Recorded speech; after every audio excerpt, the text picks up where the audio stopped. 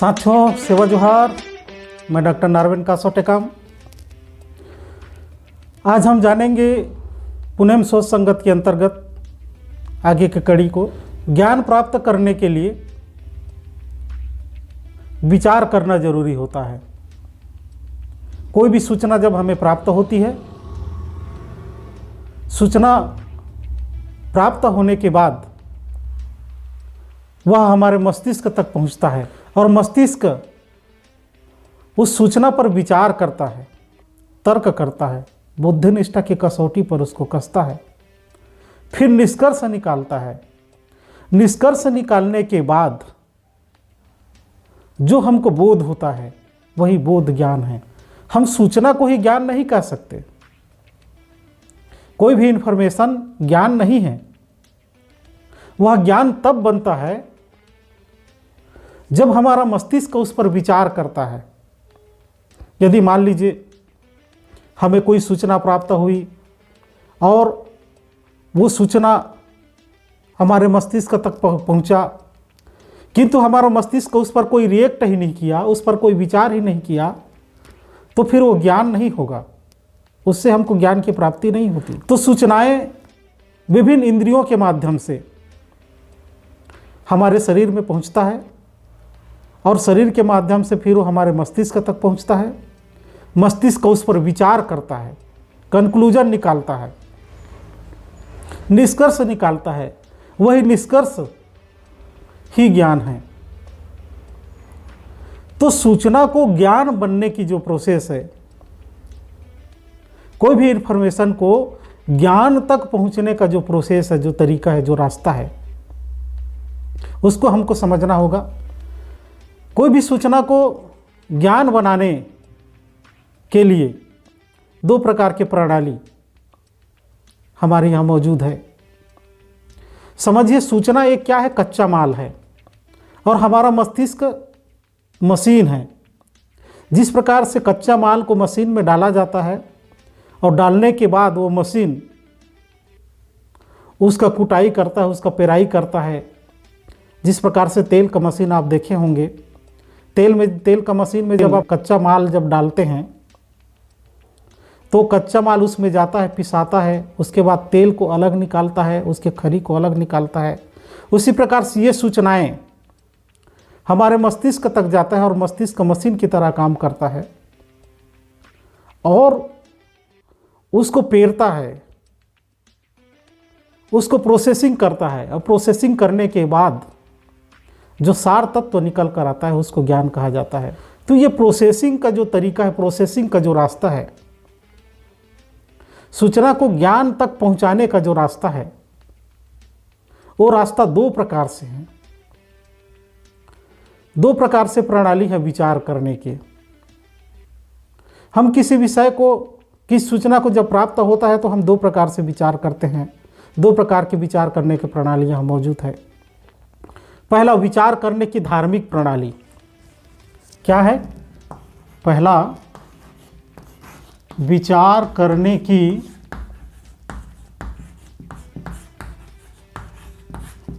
धार्मिक प्रणाली।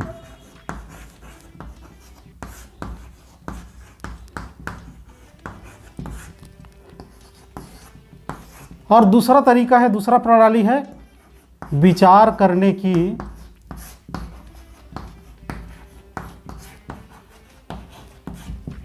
कुदरती प्रणाली।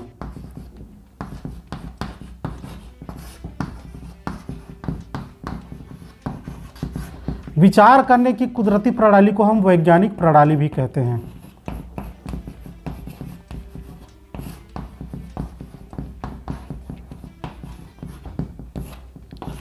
मतलब यह है, कोई भी सूचना जब हमें प्राप्त होती है तो हमारा मस्तिष्क इन दो प्रकार के प्रणालियों में से एक प्रणाली का उपयोग करता है। जिस प्रकार से आप कोई ज्ञान को मोबाइल में सर्च मारते हैं तो अलग अलग सर्च इंजन होते हैं। आप जिस सर्च इंजन को उपयोग करोगे उस सर्च इंजन के माध्यम से आपको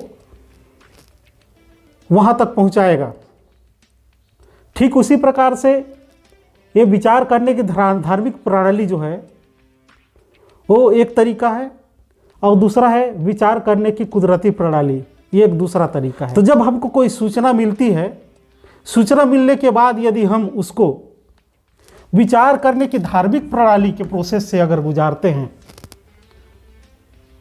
तो हमको धार्मिक तरीके से ज्ञान की प्राप्ति होती है।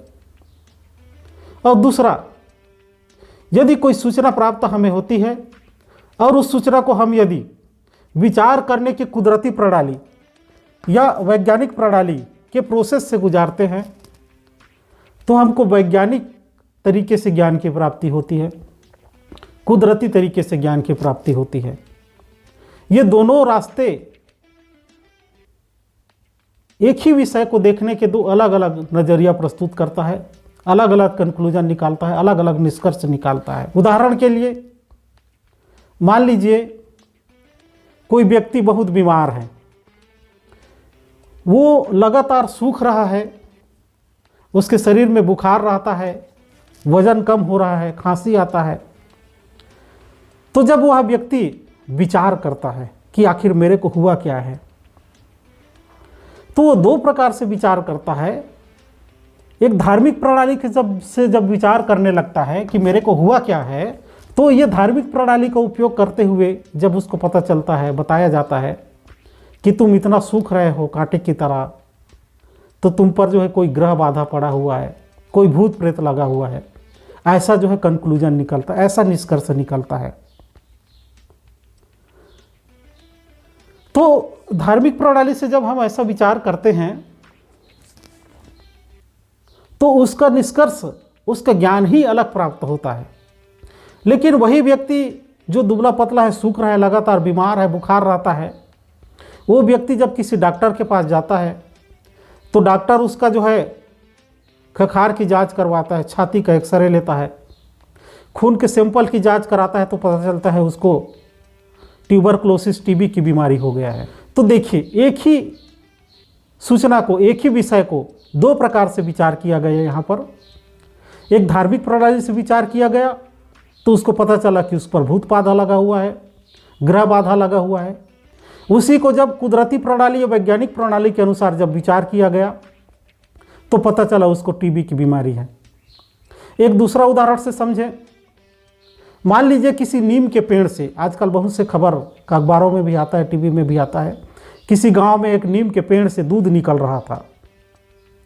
तो लोग चमत्कार समझ करके वहां मेला लगाना शुरू कर दिए कि नीम के पेड़ से दूध निकल रहा है, भाई चमत्कार हो गया, चमत्कार हो गया।